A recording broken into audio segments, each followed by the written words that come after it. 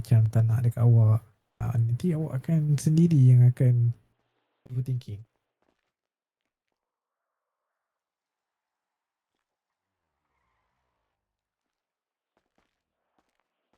Betul.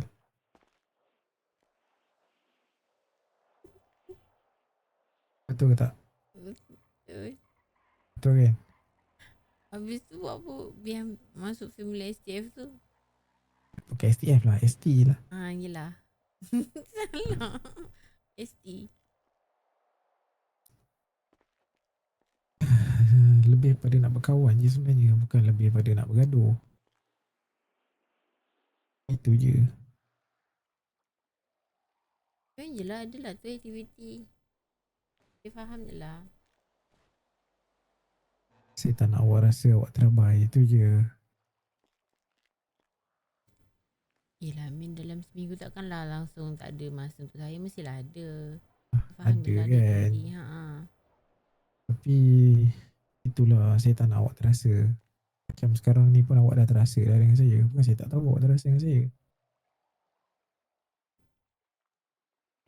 Saya memang sibuk gila.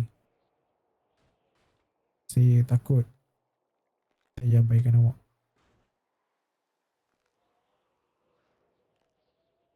Padahal hati ni rindu gila dekat awak.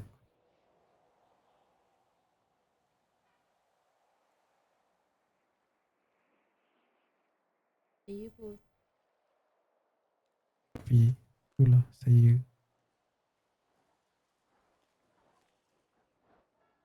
sibuk. Saya takut awak tak faham. Tak, saya faham je. Tak faham.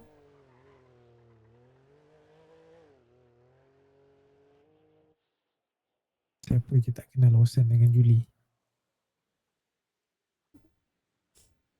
Betul tak? Betul. Saya pun tahu awak tak pernah rasa sesayang ni dengan bucin-bucin awak sebelum ni. Betul tak? Perasaan tu cuma datang dekat saya.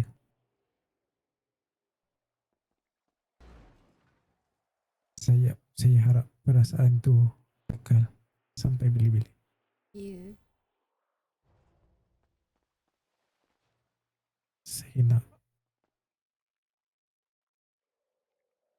awak jadi salah satu perempuan saya, wanita saya yang paling faham saya. Sebab awak kena tahu yang saya ni tetap manusia biasa. Walaupun saya selalu bagi kata-kata semangat dekat orang lain, dan saya pun nak kata-kata semangat tu daripada awak. Maafkan saya.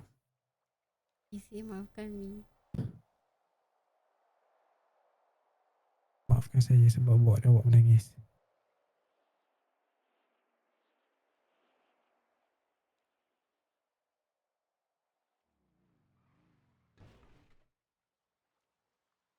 Saya nak kena pergi dulu. Nanti kalau free nanti saya jumpa awak lagi. Awak kerja lah elok-elok. Okey. Kalau awak ada G kat atas nanti saya tengok lah. Kalau saya tak busy saya tengok. Okay. Okay. Bye-bye. Bye. Love you sayang. Love you too. Thank you so much. Yeah, miss you too.